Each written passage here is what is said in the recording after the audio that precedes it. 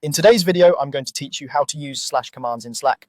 Slash commands are quick, text-based shortcuts that help you take action without leaving the message field. They're great for things like setting reminders, changing your status, or interacting with apps connected to your workspace, all from one place. Start by opening your browser and going to app.slack.com. Make sure you're signed in to the correct workspace so you see the conversations and tools you expect.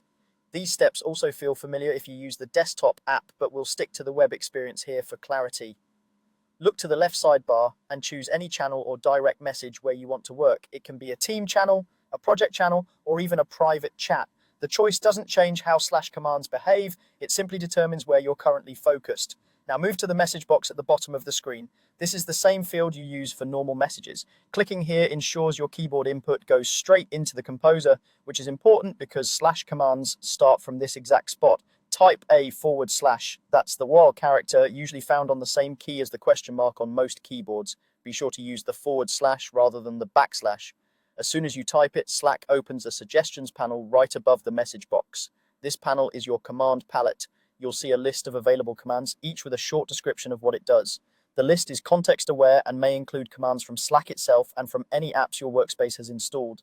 If you keep typing after the /, Slack will filter the list to match what you enter, making it faster to zero in on the right command. You can glance through the descriptions to understand what each option will do before you commit to anything. If you triggered the panel by accident, simply delete the / to dismiss it or click away to the channel area to close the suggestions. That's all there is to revealing the / command menu.